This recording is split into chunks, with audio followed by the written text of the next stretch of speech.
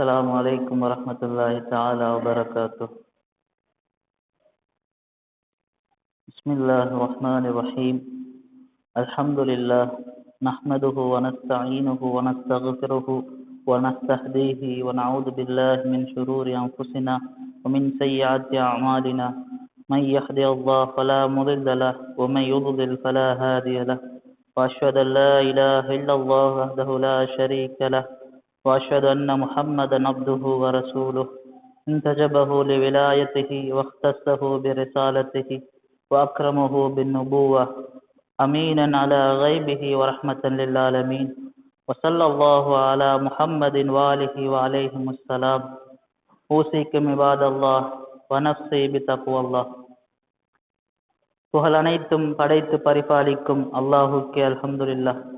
இறைவனது ஸலவாத்தும் ஸலாமும் இறுதி தூதர் ஸல்லல்லாஹு அலைஹி வஸல்லம் அவர்கள் மீதும் அன்னாரது அஹ்லுல் பைத்துக்கள் மீதும் என்றென்றும் உண்டாகட்டும்.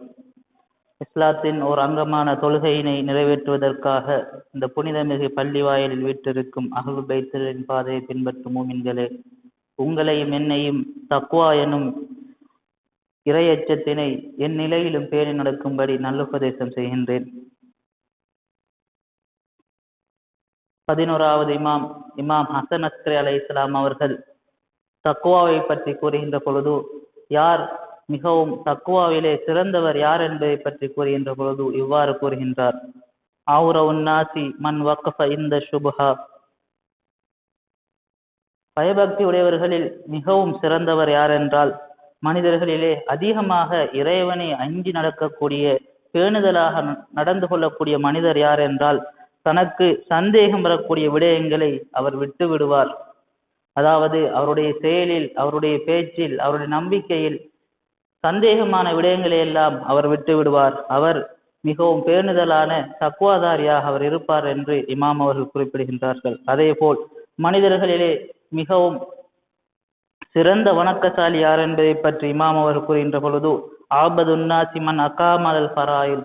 இறைவன் கடமையாக்கிய அனைத்து பர்லுகளையும் யார் மேற்கொள்கின்றாரோ, யார் நடைமுறைப்படுத்துகின்றாரோ அவர்தான் மனிதர்களிலே மிகவும் உயர்ந்த, மிகவும் சிறந்த ஒரு வணக்கசாலியாக இருப்பார் என்று இமாம் அவர்கள் குறிப்பிடுகின்றார்கள். அதே போல் அஸ்ஹதன்னாசி மன் தரக்கல் ஹராம். மனிதர்களிலே உலக பற்றற்ற தன்மையில் யார் சிறந்து விளங்குகிறார் என்றார், அது அவர் இறைவன் ஹராமாக்கிய விடயங்களை தடுத்து நடக்கக்கூடியவர் தான் என்று இமாம் அவர்கள் கூறுகின்றார்கள். அதே போல் வஷத்துன்னாஸ் இஜ்திஹாதன் மன் தரக்க ஸுனூப்.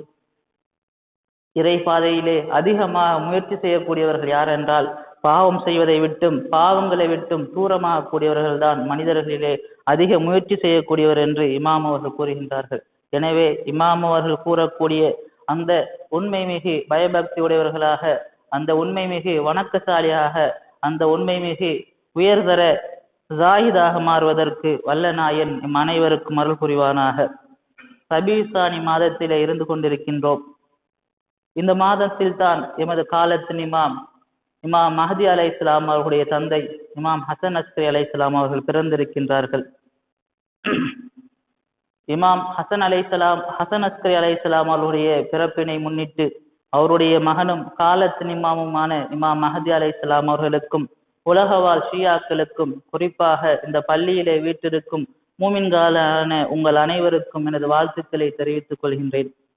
இமாம் ஹசன் அஸ்கரி அலைஹிஸ்ஸலாம் அவர்கள் ஷியாக்களின் 11வது இமாமாக காணப்படுகின்றார்கள். இவர் ஹிஜ்ரி 232 ரபியுத்தானி மாதம் பிறை 8 அல்லது பிறை 10 பிறந்ததாக அறிவிக்கப்பட்டுள்ளது. இவர் மதீனாவிலே பிறக்கின்றார்கள். இவர் தன்னுடைய வாழ்வின் ஆரம்ப கட்டமாக இருக்கக்கூடிய 13 வருடங்கள் மதீனாவிலே வாழ்கின்றார்கள். பிறகு தன்னுடைய வாழ்வின் அடுத்த கட்டம் இருக்கக்கூடிய, தன்னுடைய ஷஹாதத் வரம் இருக்கக்கூடிய அனைத்து வாழ்க்கையினையும் அவர் ஈராக்கிலே இருக்கக்கூடிய சாமர்ரா என்ற பிரதேசத்திலே வாழ்கின்றார்கள். இவர்களின் தந்தை 10வது இமாம் ஹாதி அலைஹிஸ்ஸலாம் அவர்கள். இவருடைய தாயார் குதைசா என்று அழைக்கப்படக்கூடிய ஒரு பெண்மணியாக இருக்கின்றார். இமாம் ஹசன் அஸ்கரி அலைஹிஸ்ஸலாம் அவர்களுக்கு பல சிறப்பு பெயர்கள் இருக்கின்றது. அதை பற்றி பார்க்கின்ற பொழுது இமாம் ஹசன் அஸ்கரி அலைஹிஸ்ஸலாம் அவர்களுக்கு சாமித் என்ற ஒரு சிறப்பு பெயர் இருக்கின்றது. அதாவது எப்பொழுதும் அவர்கள் இறைவனுடைய ஞாபகத்திலே இருப்பார்கள், இறைவனை பற்றி பேசுவதற்காக மாத்திரமே அவர்கள் வாய் திறப்பார்கள். பிறருக்கு கற்றுக் கொடுப்பதற்காக வேண்டியும் பிறரை வழிநடத்துவதற்காக வேண்டியுமே அவர்கள் வாய் பேசுவார்கள். அதன் காரணமாக அவரை சாமி மௌனமாக இருக்கக்கூடியவர் என்ற சிறப்பு பெயர் இமாம் அஸ்கரி அலைஹிஸ்ஸலாம் அவர்களுக்கு இருக்கின்றது. அதே போல் இமாம் அவர்களுக்கு ஹாதி என்ற சிறப்பு பெயர் உண்டு. அனைத்து இமாம்களும் ஹாதியாகவே இருக்கின்றார்கள். அனைத்து மக்களையும் வழிகாட்டக்கூடிய ஒரு பண்பு உடையவர்களாக இமாம்கள் காணப்படுகின்றார்கள். அதன் காரணமாக அவர்களுக்கு ஹாதி என்ற சிறப்பு பெயர் வழங்கப்படுகின்றது. மேலும் இமாம் அவர்களுக்கு ஹாலிஸ் என்ற சிறப்பு பெயர் உண்டு.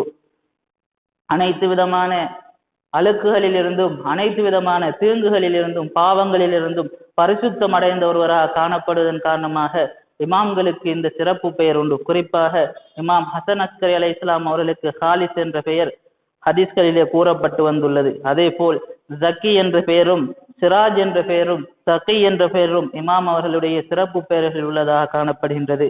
அதே போல் இமாம் அவர்களுடைய சிறப்பு பெயர்களில் அவர்களுடைய புனை பெயர்களில் மிகவும் பிரசித்தி பெற்ற ஒரு பெயர் தான் அஸ்கரி என்ற பெயராக இருக்கின்றது. அஸ்கரி என்றால் அது இமாம் ஹாதி அலைஹிஸ்ஸலாம், அதே போல் இமாம் ஹசன் அலைஹிஸ்ஸலாம் 10வது இமாம் 11வது இமாம் ஆகிய 2 இமாம்களுக்கும் அஸ்கரி என்ற சிறப்பு பெயர் வழங்கப்படுகின்றது. அதற்கு காரணம் என்னவென்றால் இமாம் அவர்களையும், அதாவது இமாம் ஹாதி அலைஹிஸ்ஸலாம் அவர்களையும் அவரோட மகன் இமாம் ஹசன் அஸ்கரி அலைஹிஸ்ஸலாம் அவர்களையும் அப்பாசி ஆட்சியாளர்கள் மதீனாவிலே இருந்து தாமர்ராவுக்கு அழைத்து வந்து அங்கு அஸ்கர் என்று சொல்லக்கூடிய இராணுவ படைகள் இருக்கக்கூடிய ஒரு இடத்திலே அவர்களை வைக்கின்றார்கள். அந்த இராணுவ கண்காணிப்பிலே இமாம் அவர்களை வைக்கின்றார்கள். இதன் காரணமாக இந்த 2 இமாம்களுக்கும் அஸ்கரி என்ற பெயர் இருக்கின்றது. ஆனால் அது ஷியாக்கள் மத்தியிலே அஸ்கரி என்று சொன்னால் அது 11வது இமாம் இமாம் ஹசன் அஸ்கரி அலைஹிஸ்ஸலாம் அவர்களுக்குத்தான் என்று பிரபல்யமாக இருக்கின்றது. மேலும் ஹதீஸ்களில் பார்க்கின்ற பொழுது இமாம் அவர்களுக்கு இன்னும் பல பெயர்கள் கூறப்படுகின்றது. அவர்களுடைய சிறப்பு பெயர்களாக ஃபாலில், அமீன், நகி, தாஹிர், நாத்திகுன் அனில்லா, மூமினுன் பில்லா, முர்ஷிதுன் இலல்லா, அல்லாம், வலியுல்லா, ஹஸாயினத்துல் வசியின், முஹ்ததி, ஷாஃபி, ஷஃபி, சஹி என்று பல சிறப்பு பெயர்களை உடையவர்களாக இமாம் ஹசன் அஸ்கரி அலைஹிஸ்ஸலாம் அவர்கள் காணப்படுகின்றார்கள். இமாம் ஹசன் அஸ்கரி அலைஹிஸ்ஸலாம் அவருடைய வாழ்க்கையை நாம் 3 கால பகுதிகளாக பிரித்து பார்க்கலாம். அதில் அவருடைய 13 வயது வரை மதீனாவில் வாழ்ந்த அந்த காலப்பகுதியை நாம் எடுத்து நோக்கலாம். அடுத்ததாக ஹிஜ்ரி 236 தன்னுடைய தந்தையோடு தாமர்ராவுக்கு வந்து தன்னுடைய தந்தை இமாம் ஹாதி அலைஹிஸ்ஸலாம் அவர்களுடைய ஷஹாதத் வரைக்கும் அவரோடு வாழ்ந்த அந்த காலகட்டத்தை 2ஆம் பிரிவாக பார்க்கலாம். 3ஆவதாக தன்னுடைய 22ஆம் வயதில் தன்னுடைய இமாமும் தன்னுடைய தந்தையுமான இமாம் ஹாதி அலைஹிஸ்ஸலாம் அவர்களை இழந்து அந்த இமாமத்தை அடைந்த அந்த காலப்பகுதியை 3ஆவது காலகட்டமாக பிரித்து பார்க்கலாம். தன்னுடைய 22வது வயதிலே இமாமத்தை அடைந்த இமாம் ஹசன் அஸ்கரி அலைஹிஸ்ஸலாம் அவர்கள் தன்னுடைய 28வது வயதிலே ஷஹீதாகின்றார்கள். வெறும் 6 வருடங்கள் தான் இமாம் ஹசன் அஸ்கரி அலைஹிஸ்ஸலாம் அவர்களுடைய அந்த இமாமத்துடைய காலப்பகுதி இருக்கின்றது. சிறு வயதிலே இளவயதிலே ஷஹீதாக்கப்பட்ட இமாம்களில் ஒருவராக இவர் காணப்படுகின்றார். இதற்கு முன்னர் தன்னுடைய 25வது வயதில் இமாம் ஜவாத் அலைஹிஸ்ஸலாம் அவர்கள் ஷஹீதாக்கப்பட்டிருந்தார்கள். அதே போல் இமாம் ஹாதி அலைஹிஸ்ஸலாம் அவர்கள் அவருடைய 42வது வயதிலே ஷஹீதாக்கப்பட்டிருந்தார்கள். அப்பாசிய மன்னர்கள் இமாம் ஜவாத் அலைஹிஸ்ஸலாம் அவர்களில் இருந்து வரக்கூடிய அனைத்து இமாம்களையும் இள வயதிலே ஷஹீதாக்கியிருப்பதை நாம் வரலாற்றில் காணக்கூடியதாக இருக்கின்றது. இமாம் அவர்களுடைய தோற்றத்தை பற்றி நாம் பார்க்கின்ற பொழுது ஹதீஸ்களிலே இமாம் ஹசன் அஸ்கரி அலைஹிஸ்ஸலாம் அவருடைய தோற்றத்தை பற்றி எவ்வாறு கூறப்படுகின்றது? இமாம் அவர்கள் அழகிய முகமுடைய கோதுமை நிறமுடைய ஒருவராக காணப்பட்டார்கள். மிகவும் அழகான உயரமுடைய தோற்றமுடைய பார்க்கக்கூடிய அனைவரையும் கவரக்கூடிய ஒரு இளைஞனாக இமாம் ஹசன் அஸ்கரி அலைஹிஸ்ஸலாம் காணப்பட்டதாக ஹதீஸ்களிலே கூறப்பட்டுள்ளது. மேலும் இமாம் ஹசன் அஸ்கரி அலைஹிஸ்ஸலாம் அவர்கள் சிறு வயதிலே தனது தந்தையின் பராமரிப்பில் இருக்கின்ற பொழுது பல நல்ல விடயங்களை அவர்கள் காண்கின்றார்கள். தன்னுடைய தந்தையிடமிருந்து அனைத்து விதமான அறிவினையும் பண்பினையும் அவர்கள் தன்னுடைய சொத்தாக எடுத்துக்கொள்கின்றார்கள்.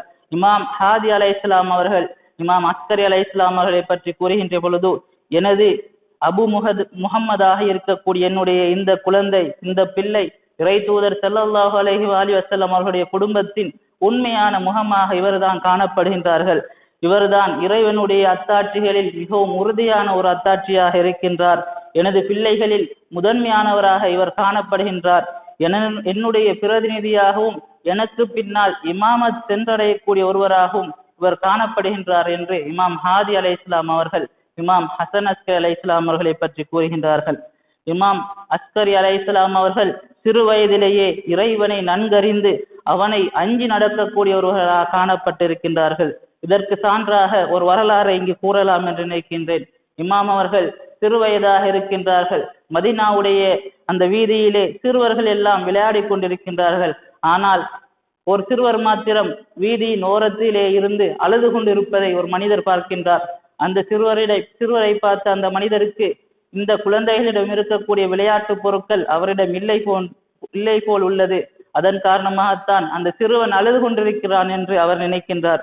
அந்த சிறுவரிடம் சென்று, சிறுவனே, உனக்கு நான் விளையாட்டு பொருட்கள் வாங்கி தரவா என்று அவர் கேட்கின்றார். அதற்கு சிறுவராக இருந்த இமாம் ஹசன் அஸ்கரி அலை இஸ்லாம் கூறுகின்றார்கள், இல்லை, நாங்கள் விளையாடுவதற்காக படைக்கப்படவில்லை என்று அவர் கூறுகின்றார். அந்த மனிதர் திரும்ப கேட்கின்றார், நாம் எதற்காக படைக்கப்பட்டிருக்கிறோம் என்று. அதற்கு இமாம் அவர்கள் அல் குர்ஆனிலே வரக்கூடிய இந்த திருமறை வசனத்தை ஓதுகின்றார்கள். அஃப ஹசித்தும் அன்னமா ஹலக்னாக்கும் அபஸா, நாங்கள் உங்களை வீணாக படைத்திருக்கோம் என்று நீங்கள் நினைத்து கொண்டிருக்கின்றீர்களா? வன்னக்கும் இலைனா அலா துர்ஜவுன், எங்களிடம் நீங்கள் திரும்பி வரமாட்டீர்கள் என்ற எண்ணத்திலா நீங்கள் வாழ்ந்து கொண்டிருக்கின்றீர்கள் என்று வரக்கூடிய அந்த திருமறை வசனத்தினை இமாம் அவர்கள் ஓதி காண்பிக்கின்றார்கள். இந்த சிறு குழந்தை இந்த வசனத்தை ஓதுவதை பார்த்து அந்த மனிதர் ஆச்சரியமடைகின்றார். பிறகு அந்த சிறுவரிடம் அந்த மனிதர் இவ்வாறு கூறுகின்றார், சிறுவரே, நீங்கள் விளையாடுவது ஒரு பாவம் அல்ல, நீங்கள் விளையாடலாம் தானே என்று அவர் கூறுகின்றார். அதற்கு இமாம் அவர்கள் கூறுகின்றார்கள், என்னுடைய தாய் பெரிய விறகு கட்டைகளை கொண்டு அடுப்பை மூட்டுவதை நான் பார்த்திருக்கின்றேன். ஆனால் அந்த பெரிய விறகுகள் எரியாமல் இருக்கின்ற சந்தர்ப்பத்திலே என்னுடைய தாய் சிறிய விறகுகளை கொண்டு அடுப்பை பற்ற வைத்ததை நான் பார்க்கின்றேன். இறைவன் அல் குர்ஆனிலே மனிதர்களை நாங்கள் நரகுக்குரிய விறகு கட்டைகளை படைத்திருக்கிறோம் என்று இறைவன் கூறுகின்றான். அங்கு சிறுவனாக இருக்கக்கூடிய நான் அந்த நரகத்துக்குரிய சிறிய விறகு கட்டையா மாறிவிடக் கூடாது என்பதற்காகத்தான் நான் அழுது கொண்டிருக்கிறேன் என்று இமாம் அவர்கள் அந்த சிறு வயதிலேயே அவர்கள் தன்னுடைய இறையச்சத்தை வெளிப்படுத்தியிருக்கின்றார்கள். இவ்வாறு சிறு வயதிலேயே மிகவும் இறைவக்தியுடைய ஒருவராக இமாம் ஹசன் அஸ்கரி அலை இஸ்லாம் அவர்கள் காணப்பட்டிருக்கின்றார்கள்.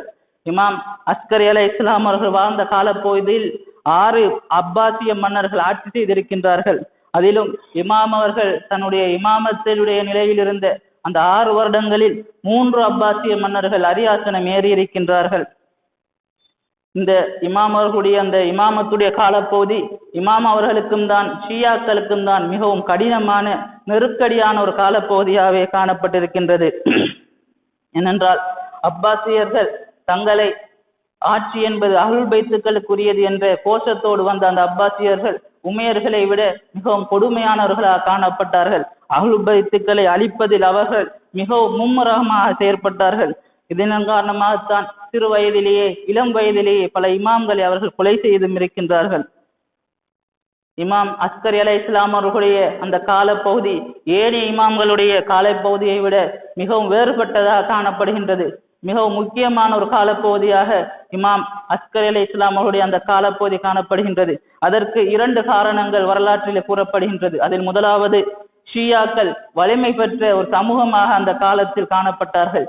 ஏனென்றால் ஈராக்கிலே வாழ்ந்த அனைவரும் அறிந்திருக்கின்றார்கள், அப்பாசிய மன்னர்களை வெளிப்படையாக எதிர்க்கக்கூடிய அவருடைய ஆட்சியை பிழையான ஆட்சி என்றும், ஆட்சி என்பது இறைவனால் வழங்கப்பட்ட அந்த ஆட்சி என்பது அஹ்லுல் பைத்துக்குரியது என்றும் கூறக்கூடிய ஒரு சமூகம் இருக்கின்றது.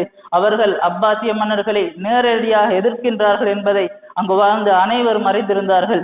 இவ்வாறான ஷியாக்கள் இமாம் ஹசன் அஸ்கரி அலை இஸ்லாம் அவர்களுடைய போதனையின் மூலம் மிகவும் தெளிவு பெற்ற ஒரு சமூகமாக மாறியிருந்தார்கள்.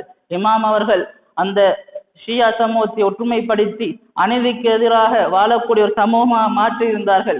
அதன் காரணமாக அப்பாசியர்கள் எவ்வாறாவது இமாம் அவர்களையும் ஷியா சமூகத்தையும் பிரித்து விட வேண்டும், அவர்களை அழித்து விட வேண்டும் என்ற ஆசையோடு தங்களுடைய செயல்களை எல்லாம் செய்து வந்திருந்தார்கள். இது ஒரு காரணமாக இருக்கின்றது. 2வது காரணமாக இருப்பது என்னவென்றால், அப்பாசியர்களும் அவர்களை பின்பற்றக்கூடிய அவர்களுடைய சகாக்களும் அறிந்திருந்த ஒரு விடயம் என்னவென்றால், ஸல்லல்லாஹு அலைஹி வஸல்லம் அவர்கள் முன்னறிவிப்பு செய்திருக்கக்கூடிய இறுதி இமாமாக இருக்கக்கூடிய இமாம் மஹதி அலைஹிஸ்ஸலாம் அவர்கள் இந்த இமாம் ஹசன் அஸ்கர் அலைஹிஸ்ஸலாம் அவர்களுடைய பிள்ளையாகத்தான் பிறப்பார்கள் என்பதை அவர்கள் நன்கறிந்திருந்தார்கள். இதன் காரணமாக இமாம் ஹசன் அஸ்கர் அலைஹிஸ்ஸலாம் அவர்களை அவருடைய தந்தை இமாம் ஹாதி அலைஹிஸ்ஸலாம் அவர்களையும் ஆரம்பத்தில் இருந்தே தங்களுடைய கண்காணிப்பில் வைக்க வேண்டும் என்பதற்காகவே அவர்கள் மதீனாவில் இருந்து அவர்களை தங்களுடைய இராணுவ கோட்டைக்குள் கொண்டு வந்து வைக்கின்றார்கள். எவ்வாறு பிறவுனுடைய படையினரும் நபி மூசா அலைஹிஸ்ஸலாம் அவர்கள் அழிப்பதற்காக வேண்டி எவ்வளவோ செயல்களை புரிந்தும் அவர்களுடைய செயல்கள் எல்லாம் வீணாக போனதோ, அவ்வாறுதான் இமாம் மஹதி அலைஹிஸ்ஸலாம் அவர்கள் பிறப்பதற்கு முன்பே அவர்களை அழிக்க வேண்டும், பிறந்தவுடன் அவர்களை கொலை செய்து விட வேண்டும் என்று திட்டம் தீட்டி அந்த அப்பாசியர்களுடைய அனைத்து திட்டத்தையும் இறைவன் தவிடி பொடியாக்கி இருப்பதை வரலாற்றில் காணக்கூடியதாக இருக்கின்றது. இந்த இரண்டு காரணத்துக்காக வேண்டி இமாம் ஹசன் அஸ்கர் அலைஹிஸ்ஸலாம் அவர்கள் வாழ்ந்த காலப்பகுதி மிகவும் முக்கியத்துவம் வாய்ந்த ஒரு காலப்பகுதியாக காணப்படுகின்றது. மேலும் இந்த காரணங்களை வைத்து அப்பாசியர்கள் ஷியாக்களையும் இமாம் அவர்களுக்கும் பல தொல்லைகளையும் பல கஷ்டங்களையும் கொடுத்திருக்கின்றார்கள். அதை பார்க்கின்ற பொழுது முதலாவது ஷியாக்களை அவர்கள் அடக்கி ஆழ்ந்திருக்கின்றார்கள். தங்களுடைய ஆட்சிக்கு எதிராக எந்த எதிர்ப்பையும் வெளியிடக்கூடிய அனைவரையும் அவர்கள் அடைத்திருக்கின்றார்கள், அனைவரையும் சிறைபிடித்திருக்கின்றார்கள். அதிகமானவர்கள் அவர்கள் கொலை செய்திருக்கின்றார்கள். உதாரணமாக கூற வேண்டுமென்றால் ஹிஜாஸிலே ஜாஃபர் தையார் மற்றும் அகீல் பின் அபி தாலிப் ஆகியோர் வம்சத்தைச் சேர்ந்த 70 பேர்கள் இந்த அப்பாசிய ஆட்சியாளர்களுக்கு எதிராக கிளர்ச்சி செய்தார்கள். அந்த 70 பேரையும் அவர்கள் சிறைபிடித்து பக்தாதுக்கு கொண்டு வருகின்றார்கள். வந்து அவர்களை சிறையிலே அவர்களை கொலை செய்த வரலாறு கூறப்படுகின்றது. அதே போல் கும்மிலே அப்பாசிய மன்னர்களுக்கு எதிராக குரல் கொடுத்த கும்வாசிகளையும் அங்கிருந்த ஆளுநர் மூசா பின் யஹ்யாவினால் அவர்கள் அடக்கி ஒடுக்குகின்றார்கள். அதே போல் பல இடங்களில் இந்த நிகழ்வு நடந்தேறுகிறது. உதாரணமாக அப்பாசிய மன்னராக இருந்த முத்தஸின் ஆட்சியில் மற்றும் ஒரு சியா குழுவினர் இந்த அப்பாசிய மன்னர்கள் எதிர்க்கின்றார்கள். அனைவரையும் சிறைபிடித்து அவர்கள் அனைவரையும் கொலை செய்கின்றார்கள். கொலை செய்கின்ற பொழுது அவர்களுடைய கைகள், கால்கள், காதுகள், மூக்குகள் போன்றவற்றை அவர்கள் துண்டித்து விட்டதாக வரலாற்றில் பதிவு செய்யப்பட்டுள்ளது. இவ்வாறு ஷியாக்களுக்கு எதிரான பல அநியாயங்களை அப்பாசிய மன்னர்கள் செய்திருக்கின்றார்கள். இரண்டாவது, இமாமுக்கும் ஷியாக்களுக்கும் இருக்கக்கூடிய அந்த தொடர்பினை நீக்குவதற்கு வேண்டி அவர்கள் பல செயல்களை செய்திருக்கின்றார்கள். இதன் காரணமாகத்தான் இமாம் அவர்களை தங்களுடைய கண்காணிப்பிலே அவர்கள் வைத்திருக்கின்றார்கள். சில சந்தர்ப்பங்களில் இமாம் ஹசன் அஸ்கர் அலைஹிஸ்ஸலாம் அவர்களை வாரம் வாரம் தங்களுடைய கோட்டைக்கு வந்து தங்களுடைய அரச தர்பாருக்கு வந்து இருக்கும்படி அவரை பணித்திருக்கின்றார்கள். திங்கட்கிழமையும் வியாழக்கிழமையும் இமாம் ஹசன் அஸ்கர் அலைஹிஸ்ஸலாம் அவர்கள் தினமும் அப்பாசிய மன்னர்களுடைய அந்த அரசு சபைக்கு செல்ல வேண்டும். அங்கு சென்று மக்களுக்கு மத்தியில் இருக்கக்கூடிய தொடர்பை அவர்கள் நீக்கிக் கொள்ள வேண்டும் என்பதை இந்த வரலாற்றில் நமக்கு கூறப்படுகின்றது. மேலும் இமாம் அவர்களை மக்கள் சந்திக்க வேண்டுமாக இருந்தால் அவர்கள் பல மாதங்கள் காத்திருக்க வேண்டிய நிலை இருந்திருக்கின்றது. சில சந்தர்ப்பங்களில் சிலர் தங்களுடைய தொழிலை மாற்றிக்கொண்டு தங்களை வேறு ஒரு தொழில் செய்யக்கூடிய ஒருவராக அந்த வீதியிலே பல மாதங்கள் அலைந்து திரிந்துதான் இமாம் அவர்களை சந்தித்திருக்கின்றார்கள். உதாரணமாக உதுமான் பின் சயீத் என்று சொல்லக்கூடிய இமாம் அவருடைய தோழர் தன்னை ஒரு எண்ணெய் விற்கும் வியாபாரி போல் பக்தாத் நகரிலே பல மாதங்கள் அலைந்து திரிந்து அதற்கு பிறகுதான் இமாம் அவர்களை சந்தித்திருக்கின்றார்கள். இவ்வாறு இமாம் அவர்களுக்கும் ஷியாக்களுக்கும் மத்தியில் இருந்த அந்த தொடர்பினை துண்டிப்பதற்கு அப்பாசியர்கள் பல செயல் திட்டங்களை செய்து வந்திருக்கின்றார்கள். மூன்றாவதாக அப்பாசியர்கள் இமாம் அவர்களுக்காக எதிராகவும் ஷியாக்களுக்கு எதிராகவும் செய்த வேலைப்பாடுகளில் ஒன்றுதான் இமாம் அவர்களுடைய செயல்களை எப்பொழுதும் அவர்கள் கண்காணித்து வந்திருக்கின்றார்கள். நான்காவதாக இமாம் அவர்களை பலமுறை சிறைப்பிடித்திருக்கின்றார்கள். அதிலும் குறிப்பாக இமாம் மஹதி அலைஹிஸ்ஸலாம் அவர்கள் பிறக்கக்கூடிய அந்த சந்தர்ப்பத்திலே ஹிஜ்ரி 255 இமாம் அவர்களை சிறைப்பிடித்து சிறையிலே வைத்திருந்ததாக வரலாறு கூறப்படுகின்றது. இவ்வாறு அப்பாசிய மன்னர்கள் இமாம் ஹசன் அஸ்கர் அலைஹிஸ்ஸலாம் அவர்களுக்கு எதிராகவும் ஷியாக்களுக்கு எதிராகவும் பல செயல்களை வரலாற்றில் செய்திருக்கின்றார்கள். இவ்வாறான செயல் திட்டத்தின் பொழுது இமாம் ஹசன் அஸ்கர் அலைஹிஸ்ஸலாம் அவர்கள் என்ன செய்தார் என்று நாம் பார்க்கின்ற பொழுது இமாம் அவர்களும் இவர்களுக்கு எதிராக பல செயல்களை செய்திருக்கின்றார்கள். அதில் முதலாவது ஷியாக்களுடனான ஒரு தொடர்பாடல் வலையமைப்பை இமாம் ஹசன் அஸ்கர் அலைஹிஸ்ஸலாம் அவர்கள் உருவாக்கி இருந்தார்கள். இந்த இமாம்கள் தங்களுக்கும் தங்களுடைய தோழர்களுக்கு மத்தியில் இந்த வலையமைப்பை உருவாக்குவது என்பது ஷியா சமூகத்தில் புதிதான ஒரு விடயமாக இருக்கவில்லை. ஏனென்றால் இமாம் காலிம் அலைஹிஸ்ஸலாம் அவருடைய காலத்திலேயே மக்களுக்கு மத்தியில் இருக்கக்கூடிய அந்த தொடர்பு வலையமைப்பை இமாம் காலிம் அலைஹிஸ்ஸலாம் அவர்கள் உருவாக்கி இருந்தார்கள். அதன் பிறகு இமாம் ரிலா அலைஹிஸ்ஸலாம் அவர்களும் இமாம் ஜவாத் அலைஹிஸ்ஸலாம் அவர்களும் இமாம் ஹாதி அலைஹிஸ்ஸலாம் அவர்களும் அதே போன்று செய்து வந்தார்கள். ஆனால் இமாம் ஹசன் அஸ்கரி அலைஹிஸ்ஸலாம் அவர்களுடைய அந்த காலப்பகுதி 6 வருட இமாமத்தில் அவர்கள் முற்றுமுழுதாக அப்பாசிய மன்னர்களின் கண்காணிப்பிலே இருந்து வந்திருக்கின்றார்கள். இந்த சந்தர்ப்பத்தில் இமாம் அவர்கள் தனக்கும் ஷியாக்களுக்கு மத்தியில் இருக்கக்கூடிய அந்த தொடர்பை பேணுவதற்காக வேண்டி இந்த வலையமைப்பை அவர் உருவாக்கி இருக்கின்றார்கள். கூஃபா, மதாயின், யமன், பக்தாத், ரை, ஆசர்பைஜான், நைசாபூர், கும், ஊர்கான், பசரா போன்ற நகரங்கள் ஷியாக்களின் மையமாக காணப்பட்டிருக்கின்றது. அந்த நகரங்களில் காணப்பட்ட பிரபலமான அறிஞர்களை இமாம் அவர்கள் தன்னுடைய பிரதிநிதிகளாக நியமித்திருந்தார்கள். அவர்களுக்கு மத்தியிலே பல தொடர்பாளர்களை இமாம் அவர்கள் மறைமுகமாக செய்து வந்தார்கள்.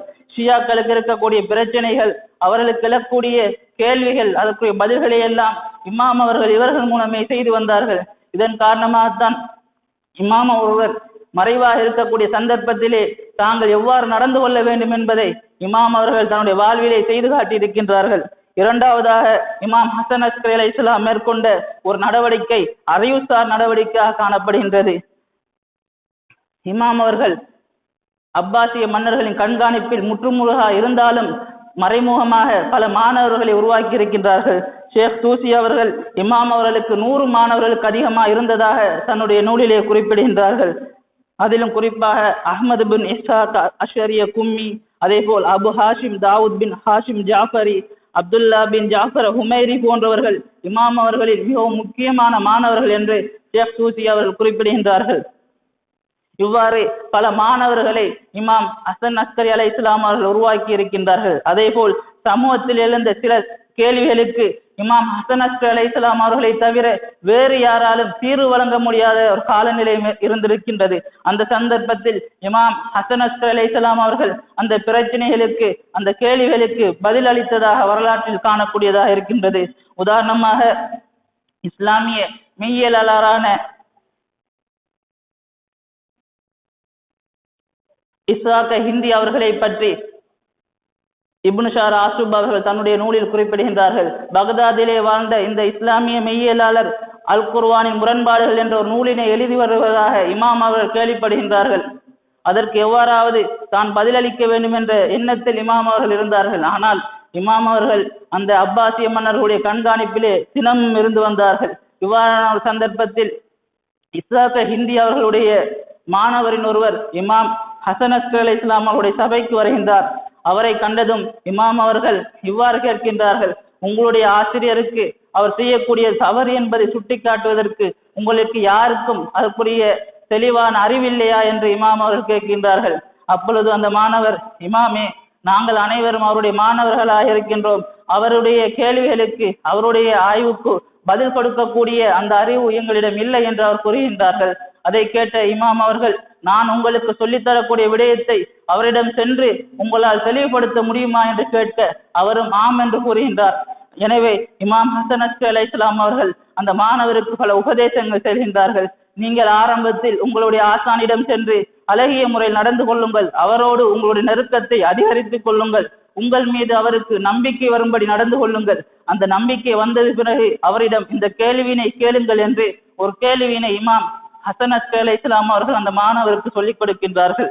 அந்த கேள்வி என்னவென்றால், ஒருவர் பேசுகின்ற பொழுது அவர் பேசுகின்ற விடயத்தை கேட்கக்கூடியவர் ஒரு விதமாக அதனை விளங்கிக் கொள்ள முடியும், ஆனால் பேசுபவர் வேறு அர்த்தத்தில் அதை பேசி இருக்க முடியுமா என்ற கேள்வியினை அவர் கேட்க சொல்கின்றார். அந்த மாணவரும் சென்று அந்த மெய்யியலாளர் இஸ்ஹாக் ஹிந்தி அவர்களிடம் கேட்கின்றார், ஆசிரியர் அவர்களே, நீங்கள் ஒரு விடயத்தை என்னிடம் கூறிக்கொண்டிருக்கின்றீர்கள்.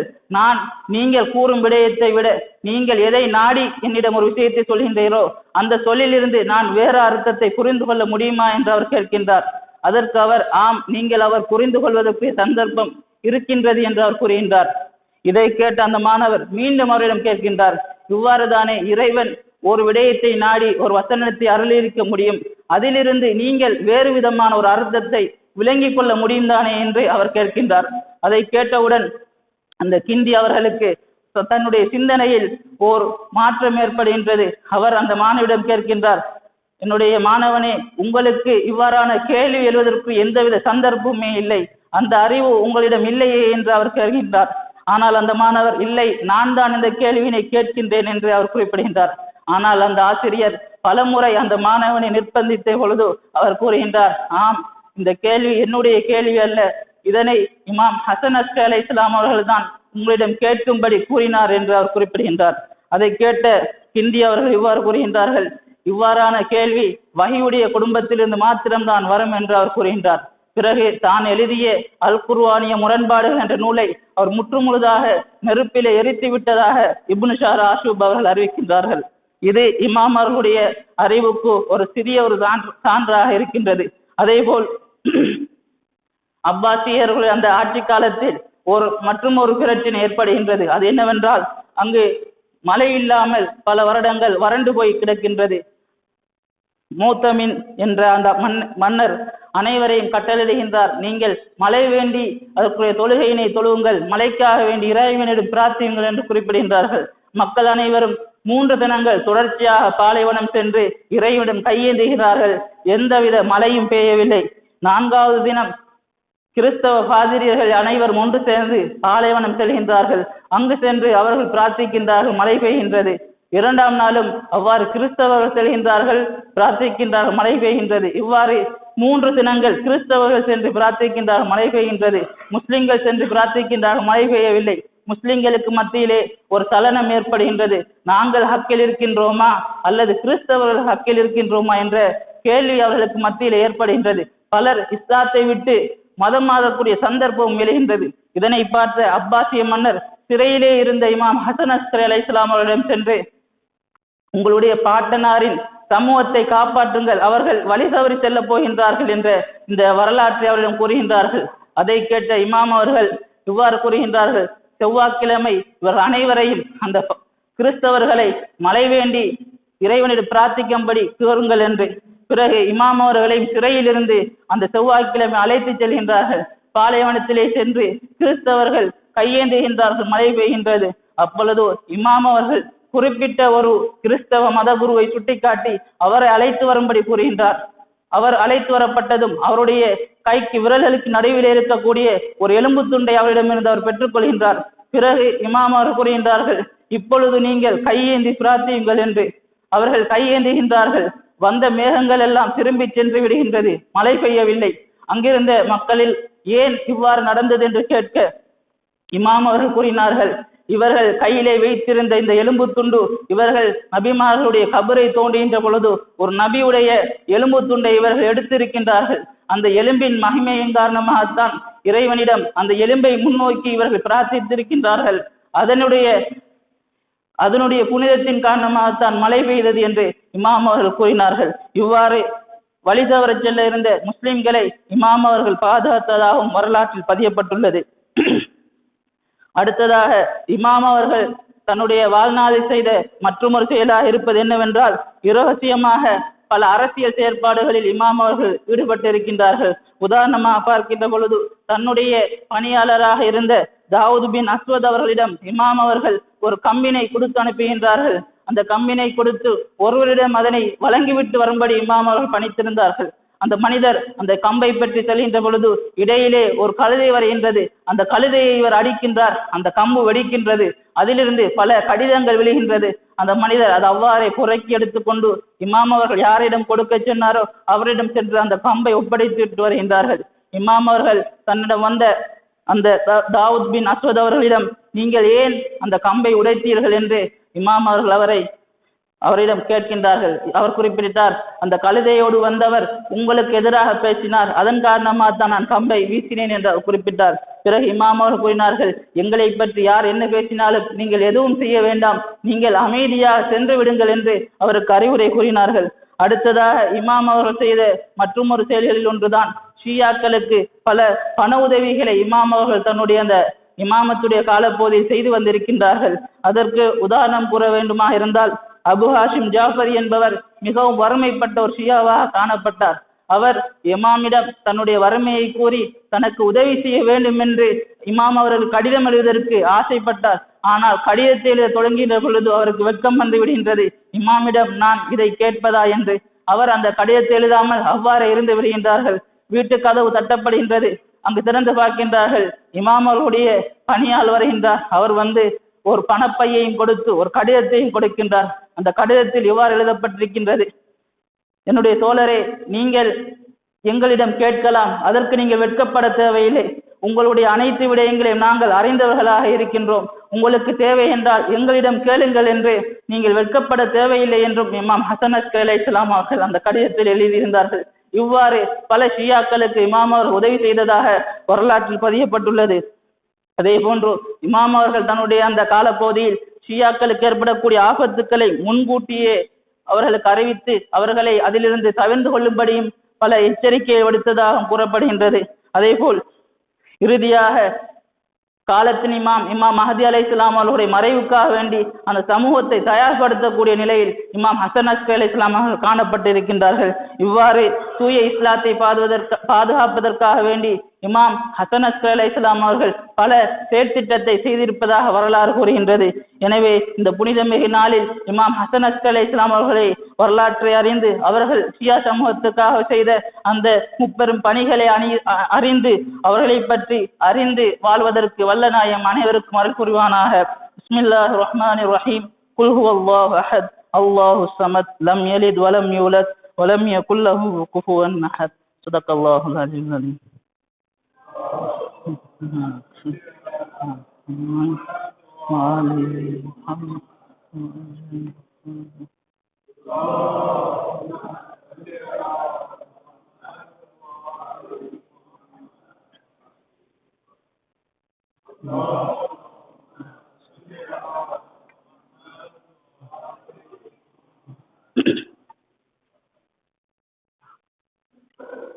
பிஸ்மில்லாஹிர் ரஹ்மானிர் ரஹீம். அல்ஹம்துலில்லாஹ் நஹ்மதுஹு வ நஸ்தஈனுஹு வ நஸ்தக்ஃபிருஹு வ நஸ்தஹ்தீஹி வ நு'மினு பிஹி வ நதவக்கலு அலைஹி வ நஊது பில்லாஹி மின் ஷுரூரி அன்ஃபுஸினா வ மின் ஸய்யிஆத்தி அமாலினா மன் யஹ்திஹில்லாஹு ஃபலா முதில்ல லஹு வ மன் யுضلل فلا هادي له واشهد ان لا اله الا الله وحده لا شريك له واشهد ان محمدا عبده ورسوله ارسله بالهدى ودين الحق ليظهره على دين كله ولو كره المشركون وجعله رحمة للعالمين بشيرا ونذيرا وداعيا الى الله باذنه وسراجا منيرا من يطيع الله ورسوله فقد رشد ومن يعصمها فقد غوى اوصيكم عباد الله بنفسي بتقوى الله. اللهم صل على محمد عبدك ورسولك سيد المرسلين وإمام المتقين ورسول رب العالمين. اللهم صل على أمير المؤمنين ووصي رسول رب العالمين وصديقة الطاهرة فاطمة الزهراء سيدة نساء العالمين والحسن والحسين سيد شباب أهل الجنة وعلي بن الحسين ومحمد بن علي وجعفر بن محمد وموسى بن جعفر وعلي بن موسى ومحمد بن علي وعلي بن محمد والحسن بن علي والخلف القائم المهدي.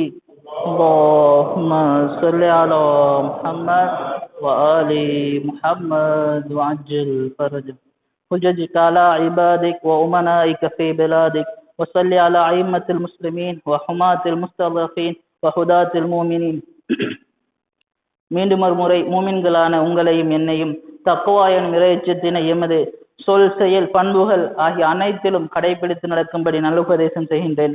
இமாம் ஹசன் அஸ்கரி அலைஹிஸ்ஸலாம் அவர்கள் தன்னுடைய ஷியாக்கள் எவ்வாறு இருக்க வேண்டும் என்று ஒரு உபதேசத்தை செய்திருக்கின்றார்கள்.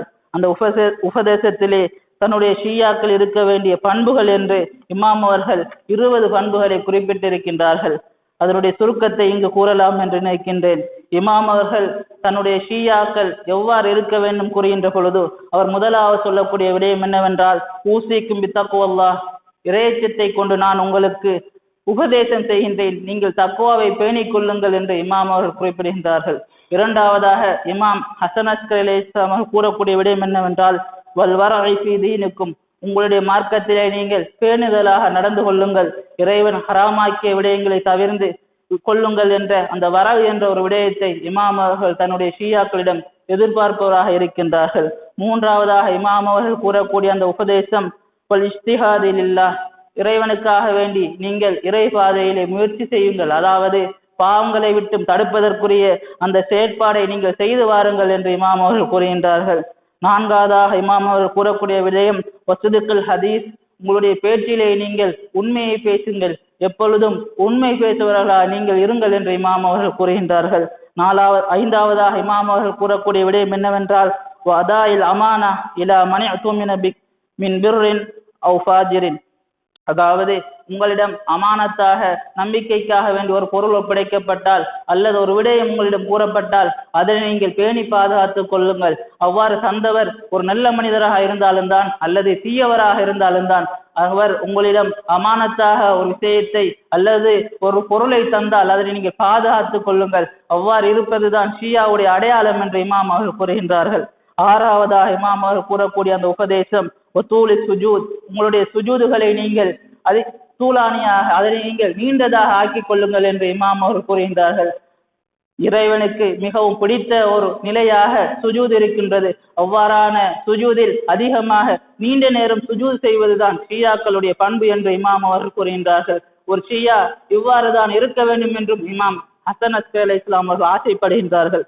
ஏழாவதாக இமாம் அவர்கள் கூறுவது வஹுஸ்னுல் ஜிவாரி, அதாவது உங்களுடைய அயலவர்களோடு அழகிய முறையில் நடந்து கொள்ளுங்கள், உங்களோடு இருக்கக்கூடியவர்களோடு நீங்கள் நல்ல முறையில் நடந்து கொள்ளுங்கள் என்று இமாம் அவர் கூறிவிட்டு முஹம்மது ஸல்லல்லாஹு அலைஹி வஸல்லம், அதாவது இந்த விடயங்கள் எல்லாம் ஸல்லல்லாஹு அலைஹி வஸல்லம் அவர்கள் கூறிய விடயங்கள் என்று இமாம் அவர்கள் கூறுகின்றார்கள். அடுத்ததாக இமாம் அவர்கள் கூறக்கூடிய ஒரு விடயம் மிக முக்கியமான ஒரு அம்சமாக இருக்கின்றது. நாம் அஹ்லு சுன்னாக்கள் வாழக்கூடிய ஒரு இடத்திலே வாழ்ந்து கொண்டிருக்கின்றோம், அதே போல் ஏனைய மத பிரிவினர்கள் வாழக்கூடிய ஒரு சமூகத்திலே வாழ்ந்து கொண்டிருக்கின்றோம். இவ்வாறான சமூகத்தோடு நாம் எவ்வாறு இருக்க வேண்டும் என்பதை இமாம் ஹசன் அஸ்கரி அலைஹிஸ்ஸலாம் அவர்கள் தன்னுடைய உபதேசத்தில் கூறுகின்றார்கள் சல்லூ ஃபி அஷாயிரிஹிம், அவர்களோடு சென்று நீங்கள் தொழுங்கள் என்று இமாம் அவர்கள் கூறுகின்றார்கள். மேலும் வஅஷ்ஹது ஜனாயிஸஹும், அவர்களுடைய ஜனாசாக்களை சென்று பாருங்கள், அவர்களில் ஒருவர் மரணித்தால் அந்த மரண வீட்டுக்கு செல்லுங்கள் என்று இமாம் அவர்கள் பணிக்கின்றார்கள். அதே போல் வஊது மர்தாஹும், அவர்களில் ஒருவர் நோய்வாய்ப்பட்டால் அவரை சென்று சுகம் விசாரியுங்கள் என்று இமாம் அவர்கள் பணிக்கின்றார்கள். அதே போல் வஅத்து ஹுகூகஹும், அவர்களுக்கு இருக்கக்கூடிய உரிமைகளை நீங்கள் பேணி வாருங்கள் என்று குறிப்பிடுகின்றார்கள். அவர்களுடைய மத நம்பிக்கைகளை நீங்கள் மீற வேண்டாம், அவர்களுடைய நம்பிக்கைகளை கேலி செய்ய வேண்டாம் என்று இமாம் அவர்கள் எம்மை பணிக்கின்றார்கள். அதே போல் இமாம் அவர்கள் இவ்வாறு குறிப்பிடுகின்றார்கள் ரஜுலு மின்கும், உங்களிலே ஒருவர் இந்த விடயங்களே எல்லாம் பேணி தன்னுடைய மார்க்கத்திலே பேணுதலாக இருந்து தன்னுடைய பேச்சிலே உண்மையாளராக இருந்து அதே போல் அமானத்தை பாதுகாக்கக்கூடிய ஒருவராக இருந்து பிற மனிதர்களோடு அழகான முறை நடந்து கொண்டால் அவர்கள் சொல்வார்கள் கீழ ஹாதா ஷீஇ, இவர்தான் ஷியா என்று அவர்கள் கூறுவார்கள்.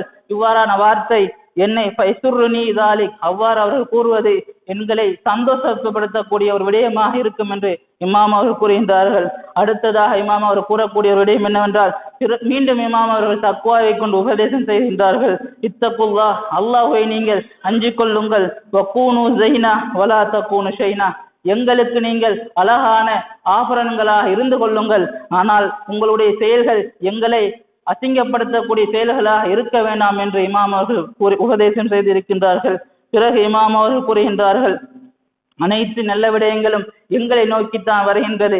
ஒருவர் நீங்கள் ஒரு நல்ல விடயத்தை செய்தால் அவர்கள் கூறுவார்கள் இது இமாம் ஹசன் அஸ்கரி அலைஹிஸ்ஸலாம் அவருடைய ஷியா, இது அவருடைய பண்பு, அதன் காரணமாக தான் நல்ல விடயத்தை செய்கின்றார் என்று அவர் கூறுவார்கள். அதே போல் நீங்கள் ஒரு தீய விடயத்தை செய்தாலும் அவர்கள் கூறுவார்கள் இது ஷியாக்கள், இவர்கள் இவ்வாறு தான் நடந்து கொள்வார்கள் என்றும் அவர்கள் எங்களைத்தான் அவர்கள் பழிப்பார்கள்.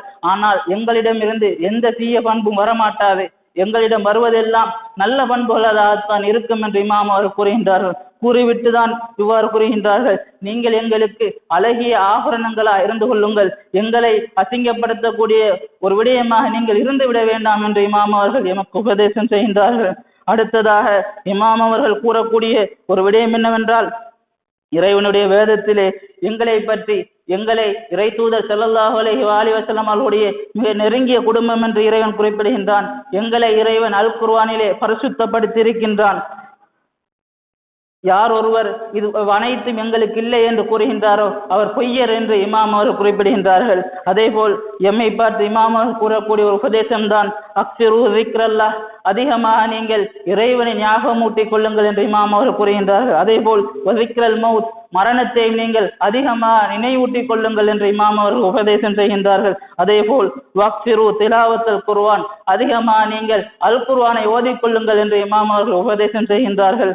அதே போல் வக்ஃபிரு வஸ்ஸலாத் அலன் நபி ஸல்லல்லாஹு அலைஹி வஸல்லம் என்று ஸல்லல்லாஹு அலைஹி வஸல்லம் அவர்கள் மீது அதிகமாக ஸலவாத்து சொல்லுங்கள் என்று இமாம் அவர்கள் எமக்கு உபதேசம் செய்கின்றார்கள். பிறகு கூறுகின்றார்கள், ஃபைன்ன ஸலாத் அலா ரசூலில்லாஹ் அஷரு ஹஸனாத், ஸல்லல்லாஹு அலைஹி வஸல்லம் அவர்கள் மீது ஸலவாத்து சொல்வது 10 நன்மைகளை 10 ஹஸனாத்துக்களை பெற்றுத் தருகின்றது என்று இமாம் அவர்கள் கூறுகின்றார்கள். பிறகு கூறுகின்றார்கள், இஹ்ஃபிது மா வஸைத்துக்கும் பிஹி, நான் உங்களுக்கு செய்திருக்கக்கூடிய இந்த உபதேசங்களை நீங்கள் பேணி பாதுகாத்துக் கொள்ளுங்கள் என்று கூறிவிட்டு பிறகு கூறுகின்றார்கள், அக்ரவு அலைக்கும் சலாம், நான் ஷியாக்களான உங்கள் அனைவர் மீதும் சலாம் உரைக்கிறேன் என்று இமாம் ஹசன் அஸ்கரி அலைஹிஸ்ஸலாம் அவர்கள் கூறியிருக்கின்றார்கள். இந்த இமாம் ஹசன் அஸ்கரி அலைஹிஸ்ஸலாம் அவர்கள் ஷியா என்றால் யார், அவரிடம் ஒரு இமாம் என்ன விடயத்தை எதிர்பார்க்கின்றார் என்பதை இந்த ஹதீஸில் நாம் காணக்கூடியதாக இருக்கின்றது. இதே போல் உபதேசங்களைத்தான் அனைத்து இமாம்களும் செய்திருக்கின்றார்கள். இமாம் சாதிக் அலைஹிஸ்ஸலாம் அவர்களும் இதே போல் ஒரு ஹதீஸைத்தான் கூறியிருக்கின்றார்கள். எனவே ஷியாக்களாக இருக்கக்கூடிய நாங்கள் இந்த பண்புகளை எல்லாம் பேணி பாதுகாத்து அந்த இமாம் ஹசன் அஸ்கரி அலைஹிஸ்ஸலாம் அவர்கள் கூறக்கூடிய உங்களுடைய இந்த செயல்கள் தான் இவர் ஷியா என்று கூறுகின்ற பொழுது நாங்கள் சந்தோஷம் அடையக்கூடியவர்களாக இருப்போம் என்று இமாம் அவர்கள் கூறுகின்றார்கள். அதே போல் இமாம் மஹதி அலைஹிஸ்ஸலாம் அவர்கள் கூறக்கூடிய ஒரு ஹதீஸ் இருக்கின்றது, உங்களுடைய செயல்கள் எல்லாம் எங்களுடைய அன்பின்பால் உங்களை அழைத்து வர வேண்டும் என்று அவர் கூறுகின்றார்கள். எனவே நாம் செய்யக்கூடிய செயல்கள் எல்லாம் இறைவனுக்காக வேண்டியும் இறை திருப்திக்காக செய்து அந்த பரிசுத்தமிகு அஹ்லுல் பைத்துக்களின் நேசத்தையும் அவர்களுடைய விருப்பத்தையும் பெற்று வாழக்கூடிய உண்மையான மூமின்களில் எம் இறைவன் எம் அனைவரையும் ஆக்கி அருள்வானாக. اللهم أجل وليك الفرج، اللهم اجعلنا من أنصاره وأعوانه والذابين عنه والمسارعين إليه في قضاء حوائجه والممتثلين لأوامره والمحامين عنه والسابقين إلى إرادته والمستشهدين بين يديه. اللهم افتح له فتحا يسيرا وانصره نصرا عزيزا. اللهم أظهر به دينك وسنة نبيك حتى لا يستخفي بشيء من الحق محافة أحد من الخلق.